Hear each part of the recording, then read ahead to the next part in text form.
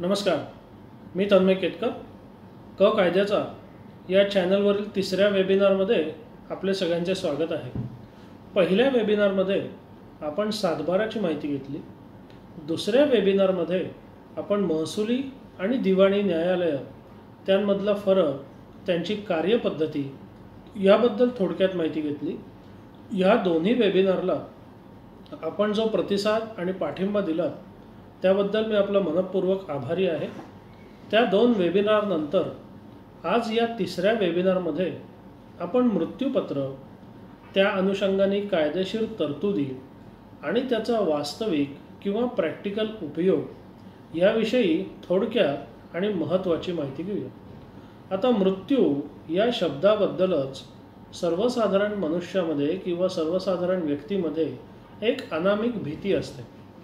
त्यामुळेच मृत्यूपत्र किंवा इच्छापत्र असं सुद्धा म्हटलं किंवा हा शब्द म्हटला किंवा मृत्यूपत्र किंवा इच्छापत्र करायचं म्हटलं की लोकांना उगीचच एक अनामिक भीती वाटते. म्हणजे मृत्यूपत्र किंवा इच्छापत्र याबद्दल गैरसमज एवढ्या मोठ्या प्रमाणावर आहेत की मृत्यूपत्र किंवा इच्छापत्र करायचं म्हणजे मरणाला आमंत्रण द्यायचं असं सुद्धा काही लोक समजतात. आता ही समजूत निश्चितपणे चुकीची आणि काहीशी अयोग्यच आहे. आता आपण आपल्या कुटुंबाच्या सुरक्षेकरता आयुर्विमासुद्धा काढतोच, जेणेकरून आपलं जर अकाली निधन झालं किंवा कोणाचंही अकाली निधन झालं तर त्या निधनानंतर कुटुंबाकरता काहीतरी तजवीज असावी म्हणून हा लाईफ इन्शुरन्स किंवा आयुर्विमा काढण्यात येतो. आता हा आयुर्विमा म्हणजे मरणाला आमंत्रण आहे का? असं निश्चितच नाही आहे. कोणत्याही विपरीत घटनेकरता सुरक्षित उपाययोजना करून ठेवणं म्हणजे त्या घटनेला आमंत्रण असा अर्थ अजिबात होत नाही. पण दुर्दैवाने मृत्यूपत्र किंवा इच्छापत्राबाबत अजूनही आपल्याकडे असे गैरसमज आहेत. परिणामी बहुतांश लोक कधीही मृत्यूपत्र किंवा इच्छापत्र करण्याचा विचारही करत नाहीत. मृत्यूपत्र किंवा इच्छापत्र करणं तर फार दूर राहील. त्यामुळे होतं काय, विशेषतः जी कुटुंब मोठी असतात किंवा ज्या कुटुंबांमध्ये वडिलोपार्जित किंवा संयुक्त मालमत्ता असते, अशा वेळी जर एखादा मालक किंवा मालमत्तेचा मालक सहहिस्सेदार जर मृत्यूपत्र वगैरे न करता जर त्याचं निधन झालं तर त्याच्यावरनं त्याच्या वारसांमध्ये किंवा कुटुंबामध्ये निष्कारण वादविवाद निर्माण होतात. आता हे जर सगळं टाळायचं असेल तर त्याकरता आपल्याला मृत्यूपत्र करणं हा एक निश्चितपणे योग्य आणि चांगला पर्याय आहे. आता मृत्यूपत्र का करावं? सगळ्यात पहिला प्रश्न जो कोणाच्याही मनात येतो की मृत्यूपत्र का करायचं, तर त्याचं मुख्य कारण असं आहे की गेल्या काही वर्षात जगामध्ये जे बदल झालेले आहेत त्यामुळे आपल्या आयुष्याची शाश्वती काहीशी कमी झालेली आहे. म्हणजे आता सरासरी आयुर्मान जरी वाढलेलं असलं तरी सगळ्या गोष्टींची शाश्वती कमी झालेली आहे. आज आरोग्यापासून, आतंकवादापासून, घातपातापासून, अपघातापर्यंत अनेक, मग त्यात रोग आले, सध्या हे कोरोनाचं संकट आहे, हे असे अनेक संकट आपल्या आयुष्यात आहेत, हे आपण नाकारू शकत नाही. तर ह्या संकटामुळे एखाद्याचं जर अकाली निधन झालं तर त्यांनी जी काही मालमत्ता कमावलेली आहे किंवा त्याच्याकडे जी काही मालमत्ता आहे त्याचं काय करावं किंवा त्याची व्यवस्था कशी लावावी हे लिहिलेलं असणं अत्यंत आवश्यक आहे. हे जर लिहिलेलं नसेल आणि जर त्याच्या वारसांमध्ये त्याच्या मालमत्तेवरनं जर वाद निर्माण झाला, परिणामी ती जर मालमत्ता तशीच सडून गेली तर मग ते एवढं सगळं कमवून त्याचा नक्की उपयोग काय झाला, हा एक मोठा प्रश्न आहे. हे टाळण्याकरता प्रत्येकाने, शक्यतोवर प्रत्येकाने मृत्यूपत्र करणं हे अत्यंत आवश्यक आणि गरजेचं झालेलं आहे. आता पुढचा प्रश्न आहे की मृत्यूपत्र कोण करू शकतो? तर त्याचे दोन मुद्दे संभवतात. एक आहे कायदेशीर, एक आहे वास्तविक. आता कायदेशीर मुद्दा जर बघायला गेला तर कोणतीही सज्ञान व्यक्ती जी मानसिक आणि बौद्धिकदृष्ट्या सक्षम आहे अशी कोणतीही व्यक्ती आपलं मृत्यूपत्र करून, लिहून, नोंदवून ठेवू शकते. त्यामुळे एकदा आपण कायद्याने सज्ञान झालो म्हणजे आपण वयाची 18 वर्ष पूर्ण केली की आपल्याला मृत्यूपत्र करण्याचा कायदेशीर अधिकार आपोआप प्राप्त होतो. ही झाली कायदेशीर बाजू. वास्तविक विचार करताना मृत्यूपत्र कोणी आणि कधी करावं? तर सर्वसाधारणत जेव्हा कोणतीही व्यक्ती कमावती होते, त्याच्या मालकीची काही मालमत्ता तो विकत घेतो किंवा त्याच्यापाशी काही मालमत्ता जमते, तीच योग्य वेळ असते असं मृत्यूपत्र करून ठेवण्याची. जेव्हा आपण पैसे कमवायला किंवा इतर मालमत्ता कमवायला सुरुवात करतो, आपल्याकडे त्याचा संचय वाढत जातो, तर त्याच क्षणी म्हणजे जेव्हा आपण कमावते होतो, मालमत्ता आपण जमवायला सुरुवात करतो, तेव्हाच आपण आपलं मृत्यूपत्र करून ठेवणं हे अत्यंत आवश्यक आहे. आता ह्यावरनं असा लोकांना विचार येतो की समजा हल्ली 20, 25, 30ला समजा मनुष्य कमवता झाला आणि त्याला सुदैवाने जर दीर्घायुष्य लाभलं, 60, 70, 80, 90 वर्षाचं जर आयुष्य असेल, तर 30 आणि 80 किंवा 90 ह्यामध्ये काळामध्ये, मालमत्तेमध्ये, एकंदर परिस्थितीमध्ये खूप तफावत असेल. मग अशा वेळेला मृत्यूपत्र करायची घाई का करायची? तर ह्याचं उत्तर असं आहे की प्रत्येकाला आपलं मृत्यूपत्र कितीही वेळा करायचा कायदेशीर अधिकार मिळालेला आहे. म्हणजे हे असं नाही आहे की तुम्ही 30व्या वर्षी एखादं मृत्यूपत्र केलं की ते शेवटचंच मृत्यूपत्र आहे, त्याच्यानंतर तुम्हाला नवीन मृत्यूपत्र करायचा अधिकार नाही, असा कोणताही गैरसमज आपण बाळगू नका. प्रत्येक व्यक्तीला हवी तेवढी मृत्यूपत्र करण्याचा कायदेशीर अधिकार आहे आणि कायदा त्याबाबत असं म्हणतो की तुमचं प्रत्येक नवीन मृत्यूपत्र त्या आधीची सगळी मृत्यूपत्र ही आपोआप रद्दबातल करत असतो. ही जर कायदेशीर तरतूद लक्षात घेतली तर मनातली ही अनामिक भीती किंवा शंका ही आपोआप नाहीशी होईल.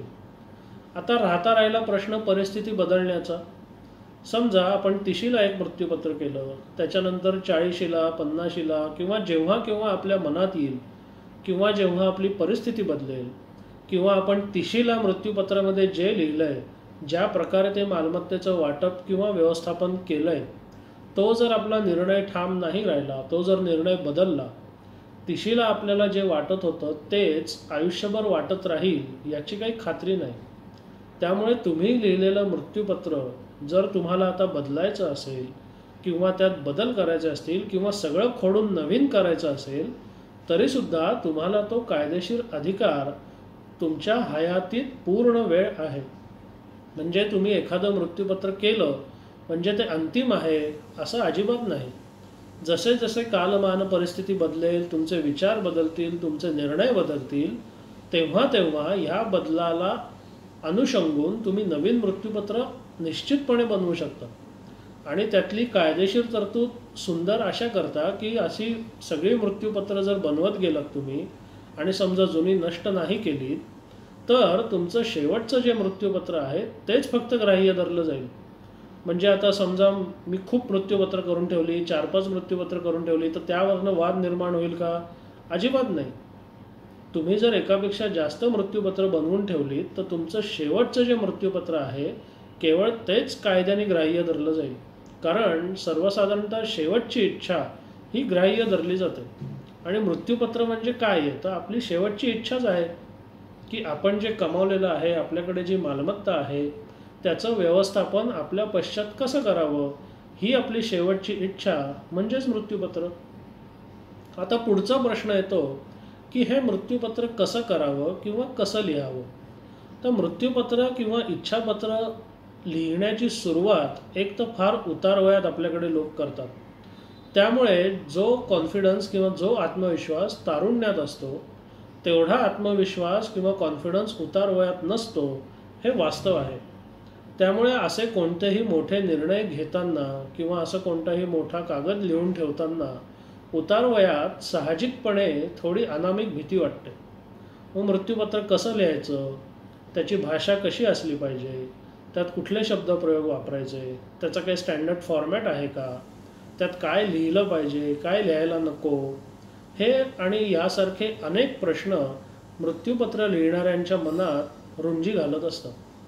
आता मृत्यूपत्र लिहायचं कसं याचं एक साधं आणि सोपं उत्तर म्हणजे आपल्या व्याकरणाचे जे साधे नियम आहेत, जे मृत्यूपत्र वाचून तुमची इच्छा स्पष्ट कळेल अशा साध्या सोप्या भाषेत मृत्यूपत्र लिहायचं. बरं, मृत्यूपत्राला भाषेचे कोणतेही बंधन नाही. तुम्ही मृत्यूपत्र मराठीमध्ये लिहू शकता, इंग्रजीमध्ये लिहू शकता, हिंदीमध्ये लिहू शकता. तुमची जी कोणती भाषा आहे किंवा ज्या कोणत्या भाषेत तुम्हाला तुमचे विचार अधिक स्पष्टपणे किंवा चांगल्या रीतीने मांडता येतात त्या भाषेत तुम्ही तुमचं मृत्यूपत्र लिहून ठेवू शकता. मृत्यूपत्र लिहिताना साधे, सोपे आणि सुटसुटीत वाक्य जर आपण वापरली तर ते मृत्यूपत्राचा अर्थ लावताना फार उपयोगी पडतं. कारण मृत्यूपत्राबाबत एक विशेष गोष्ट अशी आहे की मृत्यूपत्राची अंमलबजावणी करायची वेळ कधी येते तर त्या माणसाच्या मृत्यू पश्चात येते. म्हणजे ज्या व्यक्तीने ते लिहून ठेवलेलं आहे त्यांनी नक्की काय लिहून ठेवलं आहे याबद्दल जर वाद निर्माण झाला तर बाबा मी असं असं लिहिलं होतं किंवा माझ्या लिहिण्याचा अर्थ असा असा आहे हे सांगायला तो माणूस येऊ शकत नाही. बाकी करारांचं तसं नसतं. बाकी करार हे बहुतांश वेळा त्या करारानंतर करार करणारी व्यक्ती बहुतांश वेळा हयातीत असते. त्यामुळे जर त्याच्यावरनं वाद निर्माण झाला तर आपण त्याला गाठून विचारू शकतो, बाबा तू असं असं लिहिलंयस याचा नक्की अर्थ काय, आणि तो ते सांगू शकतो की मी हे लिहिलंय याचा हा अर्थ आहे. मात्र मृत्यूपत्राबाबत अशी कोणतीही शक्यता नाही. कारण मृत्यूपत्राची अंमलबजावणीच त्या माणसाच्या निधनानंतर सुरू होते. त्यामुळे तुम्ही जर स्वच्छ स्पष्ट लिहिलेलं नसेल आणि जर त्याच्यावरनं वाद निर्माण झाला किंवा शंका उपस्थित झाली तर त्या शंकेचं निराकरण करायला आपल्याला येता येणार नाही. हे लक्षात घेऊन आपण ते मृत्यूपत्र लिहिलं पाहिजे. आता कायदा काय म्हणतो मृत्यूपत्र कसं लिहावं, तर मृत्यूपत्र करणारा जो व्यक्ती आहे त्यांनी आपली इच्छा स्पष्टपणे कळेल असं मृत्यूपत्र लिहावं. एवढी साधी, सोपी आणि छोटी कायदेशीर तरतूद आहे. त्यामुळे मृत्यूपत्र लिहिताना आपण काय लिहितोय ते आपल्या नंतर जे लोक वाचतील त्यांना नक्की कळेल. त्याचे एकापेक्षा जास्त अर्थ निघणार नाहीत किंवा त्याच्यावरनं वादविवाद होणार नाहीत याची काळजी घेऊन आपण मृत्यूपत्र लिहावं. पुढचा प्रश्न येतो की मृत्यूपत्राचा काही स्टँडर्ड फॉर्मॅट किंवा नमुना आहे का, तर आपल्याकडच्या कुठल्याही कायद्यामध्ये मृत्यूपत्राचा कोणताही स्टँडर्ड फॉर्मॅट किंवा मसुदा असा दिलेला नाही. त्यामुळे ह्या बाबतीत आपल्याला पूर्णतः स्वातंत्र्य आहे. आपण आपल्या मालमत्तेचं मृत्यूपत्र कसं करायचं ह्याचं पूर्ण स्वातंत्र्य आपल्याला कायद्याने दिलेलं आहे. काही कायद्यांमध्ये त्या त्या करारांचे किंवा त्या त्या गोष्टींचे नमुने दिलेले असतात आणि अशा परिस्थितीत आपल्याला तो नमुना किंवा तो मसुदा पाळावा लागतो. मृत्यूपत्राबाबत असं काहीही नाही. मृत्यूपत्राबाबत ते कसं लिहायचं याचं पूर्ण स्वातंत्र्य आपल्याला आहे. अट एकच की आपण ते काय लिहिताय त्याचा स्पष्ट अर्थ तुमच्या नंतर सुद्धा उमगला पाहिजे. आता मृत्यूपत्र लिहिण्याच्या अनेक पद्धती आहेत. काही वेळेला तुमच्या सगळ्या मालमत्तांचं वर्णन आधी करतात आणि मग त्याच्यानंतर अनुक्रमाने कोणती मालमत्ता कोणाला मिळावी, कोणती मालमत्ता कोणाला मिळावी असं लिहित जातं. किंवा तुमच्या मालमत्तांचं एक परिशिष्ट बनवतात, म्हणजे ज्याला आपण ॲनेक्शर म्हणतो.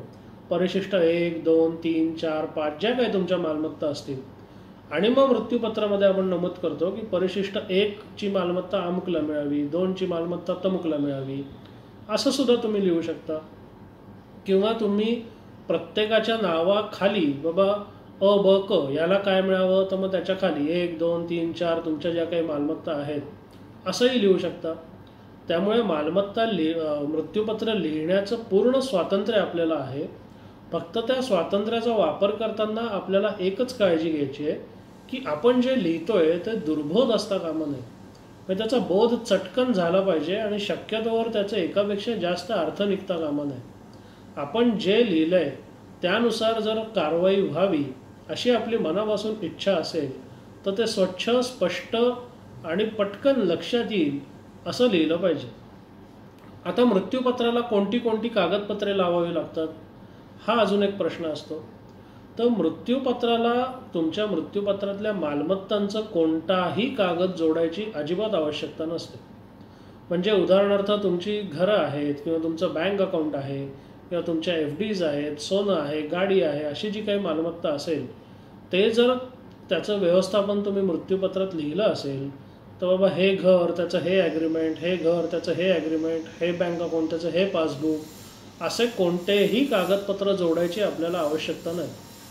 तुम्ही फक्त मृत्यूपत्र लिहिताना त्या मालमत्तेचं योग्य वर्णन करणं अपेक्षित आहे. म्हणजे योग्य वर्णन म्हणजे वर्णन अशा प्रकारे करावं की त्यावरनं ती मालमत्ता ओळखता आली पाहिजे. आता मालमत्तेचं वर्णन हे सुद्धा बोलीभाषेतलं आणि कायदेशीर कागदपत्रांमधलं अनेकदा भिन्न असतं. म्हणजे बरेचदा जेव्हा मालमत्ता कायदेशीरदृष्ट्या आपण त्याचं वर्णन करतो तेव्हा सर्वे नंबर अमुक अमुक जमीन किंवा सर्वे नंबर अमुक अमुक जमिनीवरची अमुक अमुक इमारत, त्यातलं अमुक अमुक घर, त्यातलं अमुक अमुक क्षेत्रफळ. तर मृत्यूपत्रामध्ये एवढं सगळं लिहिलंच पाहिजे असं काही बंधन नाही. तुम्ही अमुक अमुक सर्वे नंबरची जमीन किंवा माझा अमुक अमुक सोसायटीमधला अमुक अमुक फ्लॅट एवढं वर्णन केलं तरी पुरेसं आहे. फक्त एक काळजी घेतली पाहिजे की तुम्ही मृत्यूपत्रामध्ये जे वर्णन केलेलं आहे त्यावरनं ती मालमत्तेची ओळख पटली पाहिजे. जर त्या मालमत्तेची ओळखच पटली नाही तर त्याची अंमलबजावणी होणं हे जवळपास अशक्य आहे. त्यामुळे आपण जी मालमत्ता लिहितोय त्याची फक्त ओळख पटेल एवढं किमान वर्णन त्यात केलं तरी पुरेसं आहे. कागदपत्रांबद्दल मगाशी आपण बघितलं की मृत्यूपत्र करण्याला कोण सक्षम आहे, तर वयाने सज्ञान आणि बौद्धिक आणि मानसिकदृष्ट्या सक्षम. आता वयाने सज्ञान हे सिद्ध करायची तशी काही गरज येत नाही, कारण त्याच्यावरनं वाद निर्माण होण्याची काही शक्यता नसते. कारण वाद कोण निर्माण करतो, तो वारस. आता वारसच जर मेजर असतील तर त्यांचा पूर्वज हा निश्चितच मेजर म्हणजे कायद्याने सज्ञान असणार. त्यामुळे त्याच्याबद्दल काही कागदोपत्री पुरावा जोडायची अजिबात आवश्यकता नाही. आता मृत्यूपत्रावरनं जर वाद निर्माण झाला आणि त्याला जर आव्हान देण्यात आलं तर ते कशावरनं देण्यात येऊ शकतं की बाबा ज्या माणसाने मृत्यूपत्र केलं आहे तो माणूस मानसिक किंवा बौद्धिकदृष्ट्या सक्षम नव्हता, असा एक वाद निर्माण होतो. हे मी सुद्धा अनुभवलेलं आहे. आता हे जर आपल्याला वाद निकाली काढायचा असेल तर तो कसा काढणार, कारण आपल्या निधनानंतर आपण तर परत येऊ शकत नाही की बाबा मी मानसिक आणि बौद्धिकदृष्ट्या सक्षम आहे. हे निकाली काढण्याकरता आपण आपल्या मृत्यूपत्राला एक मेडिकल सर्टिफिकेट जोडलं पाहिजे. जर आपण मृत्यूपत्राची नोंदणी करत असाल तर ते बंधनकारकच आहे, त्याच्यावर आपण नंतर येऊ. पण जेव्हा आपण मृत्यूपत्र करतो तेव्हा आपण मृत्यूपत्र करायला सक्षम आहोत, आपली मानसिक आणि बौद्धिक अवस्था योग्य आहे, अशा आशयाचं एक मेडिकल सर्टिफिकेट तुमचे जे कोण डॉक्टर असतील त्यांच्याकडनं घेतलं पाहिजे आणि ते आपल्या मृत्यूपत्राला जोडलं पाहिजे.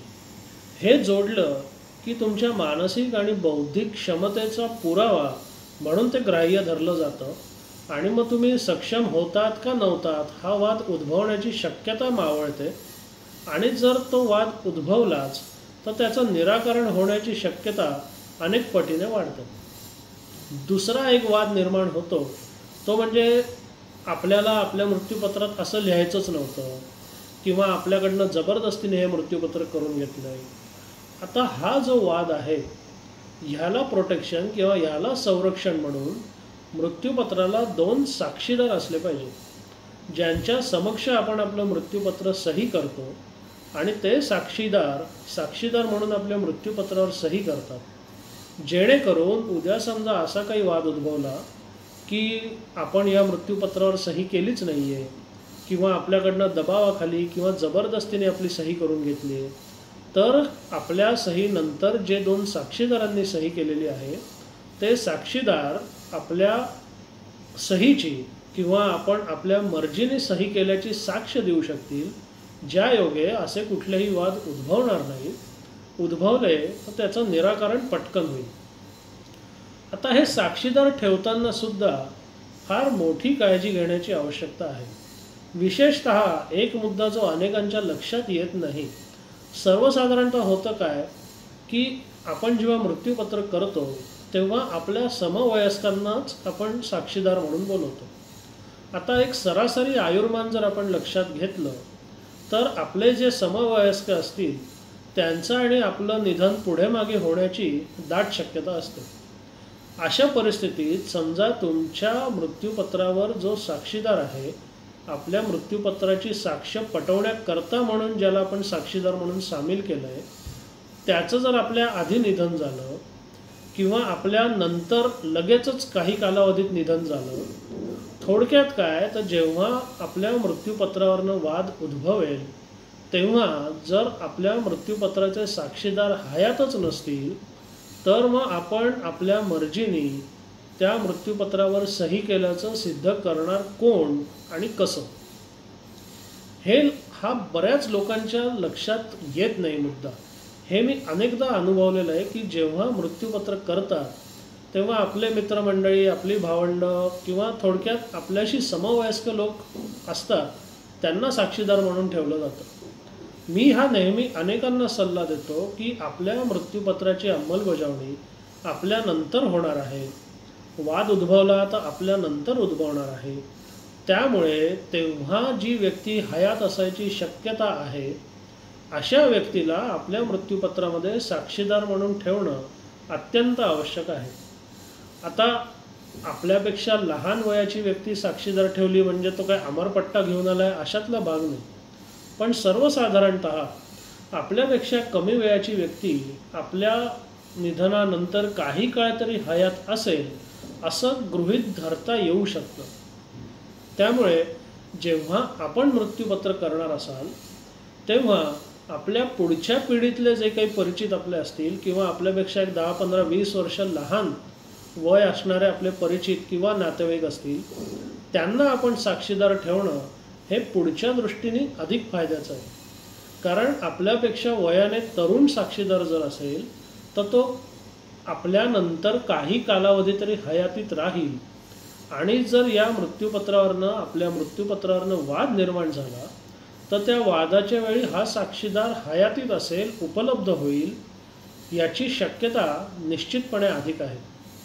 त्यामुळे मृत्यूपत्र करताना आपल्या वयापेक्षा किमान एक 15-20 वर्ष लहान वयाचा साक्षीदार ठेवणं हे नेहमी श्रेयस्कर असतं. पुढचा महत्त्वाचा मुद्दा येतो तो म्हणजे मृत्यूपत्राची नोंदणी करावी का. आता ह्याला परत दोन बाजू आहेत, एक कायदेशीर आणि एक वास्तविक किंवा प्रॅक्टिकल. कायदेशीर बाजू, नोंदणी कायद्यानुसार मृत्यूपत्राची नोंदणी बंधनकारक नाही. मृत्यूपत्राची नोंदणी ही ऐच्छिक आहे. म्हणजे मृत्यूपत्राची नोंदणी होऊ शकते का, निश्चितपणे होऊ शकते, पण ही नोंदणी करणं बंधनकारक आहे का, अजिबात नाही. आपल्या मृत्यूपत्राची नोंदणी करायची किंवा नाही करायची ही आपली इच्छा आहे, तो ऐच्छिक प्रश्न आहे. म्हणजे ज्या माणसाला आपलं मृत्यूपत्र नोंदणीकृत करायचं आहे तो करून घेऊ शकतो, ज्याला नाही करायचं आहे तो नाही घेणार. हा झाला कायदेशीर मुद्दा. आता जेव्हा प्रॅक्टिकल मुद्द्याकडे आपण येतो म्हणजे मृत्यूपत्रावरनं उद्भवणाऱ्या वादांकडे. जर एखादं मृत्यूपत्र नोंदणीकृत असेल तर त्या नोंदणीकृत मृत्यूपत्रावरनं त्यावर जबरदस्तीने सही केल्याची किंवा ते न कळल्याची किंवा तो मानसिक आणि बौद्धिक सक्षम नसल्याचे हे जे सगळे वाद उद्भवतात ते नोंदणीकृत मृत्यूपत्राबाबत उद्भवण्याची शक्यता फार कमी आहे. आणि असे वाद समजा जरी उद्भवले तरी त्याचं निराकरण करणंसुद्धा काहीसं सोपं असतं. कारण जेव्हा नोंदणी होते तेव्हा नोंदणी कार्यालयात तो माणूस जातो, 4 माणसांसमोर तो ती सगळी प्रोसेस पूर्ण करतो. त्यामुळे जेव्हा कोणताही करार नोंदणी होतो, कोणतंही मृत्यूपत्र जेव्हा नोंदणी होतं तेव्हा ते त्यांनी स्वतःच्या मर्जीने केलेलं आहे आणि ते करण्यास तो सक्षम होता असं हे गृहीत धरण्यात येतं किंवा असा अर्थ काढला जाऊ शकतो. याच्या विपरीत जर एखादं मृत्यूपत्र आपण नोंदणीकृत नाही केलं आणि जर त्याच्यावरनं वाद उद्भवला तर आपण आपल्या मर्जीने सही केल्याची किंवा आपल्यावर कुठलाही दबाव नसल्याचं ह्या सगळ्या गोष्टी सिद्ध करणं नोंदणीकृत मृत्यूपत्रापेक्षा काहीसं कठीण जातं. कारण अनोंदणीकृत मृत्यूपत्राबद्दल न्यायालय किंवा इतर कोणतीही व्यक्ती असं गृहीत नाही धरणार की तुमचं मृत्यूपत्र तुम्हीच केलेलं आहे, तुमच्या मर्जीनेच केलेलं आहे, दबावाखाली केलेलं नाही. हे सगळे मुद्दे आपल्याला सिद्ध करायला लागतील. आणि हे सिद्ध करणं हे नोंदणीकृत मृत्यूपत्रापेक्षा अनोंदणीकृत मृत्यूपत्राबाबत निश्चितपणे काही अंशी का होईना कठीण आहे. पुढचा एक मुद्दा असतो तो म्हणजे वडिलोपार्जित किंवा संयुक्त मिळकतीचा. आता बरेचदा असं असतं की एखाद्या माणसाकडे एखाद्या वडिलोपार्जित किंवा संयुक्त मिळकतीमध्ये काही हिस्सा असतो. उदाहरणार्थ वडिलोपार्जित जमीन आहे त्याचा 10% हिस्सा आहे, किंवा एखादी पार्टनरशिप आहे त्याच्यात 25% हिस्सा आहे, किंवा दोघांनी मिळून एखादी जागा घेतलेली आहे त्याच्यात समान किंवा जो काय असेल तो हिस्सा आहे. तर अशा संयुक्त किंवा वडिलोपार्जित मिळकतीचं मृत्यूपत्र करता येतं का? निश्चितपणे करता येतं. जर वडिलोपार्जित मिळकत असेल आणि त्यातला जर हक्क आपल्याला निश्चित माहीत असेल, बाबा आपला 10% हिस्सा आहे, 25% हिस्सा आहे, तर आपण स्पष्ट लिहू शकतो की अमुक अमुक मिळकत आहे, ती आमची वडिलोपार्जित मिळकत असून त्यामध्ये माझा अमुक अमुक टक्के हिस्सा आहे, तो अमुक अमुकला मिळावा. आता समजा हिस्सा माहिती नाही आहे तर काय लिहायचं? त्यालासुद्धा उपाय आहे. वडिलोपार्जित मिळकत आहे आमची, त्यामध्ये माझा अविभाजित हिस्सा आहे आणि त्यामध्ये माझा जो काही हिस्सा असेल तो अमुक अमुकला मिळावा, असं सुद्धा तुम्ही लिहू शकता. तेच संयुक्त मिळकतीबाबत. संयुक्त मिळकतीमध्ये जर आपला हिस्सा ठरलेला असेल तर तो हिस्सा लिहू शकता.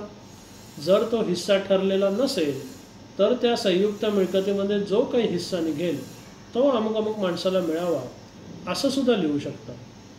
थोडक्यात काय तर मृत्यूपत्र हे मालमत्तेवर फारसं अवलंबून नसतं. तुम्हाला फक्त एखाद्या मालमत्तेमध्ये हक्क असणं हे आवश्यक आहे.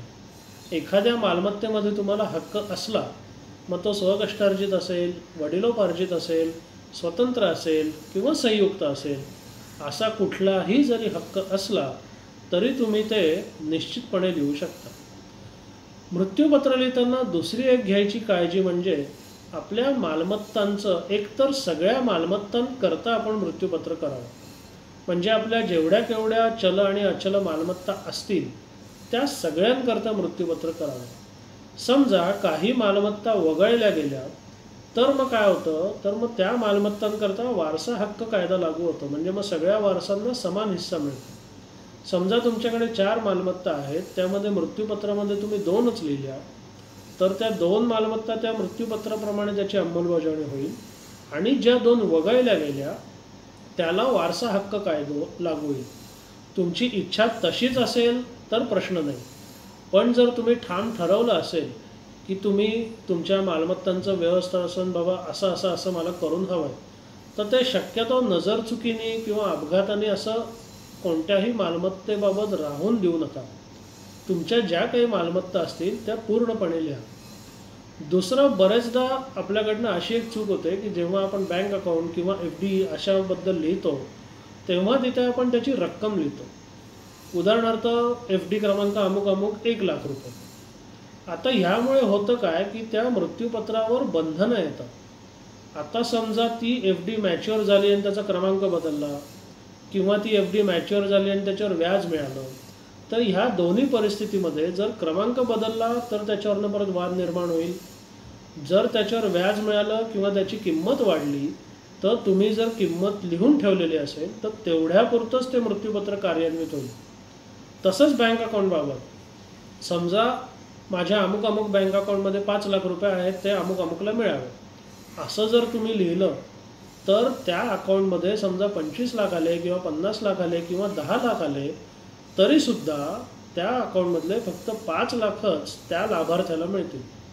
तुमची तशीच इच्छा असेल तर प्रश्न नाही, पण जर एखादं मालमत्ता किंवा एखादी संपत्ती तुम्हाला पूर्णपणे द्यायची असेल एखाद्याला, तर शक्यतो त्याची किंमत किंवा त्याची रुपयातली किंवा आजची किंमत लिहायच्या भानगडीत पडू नये.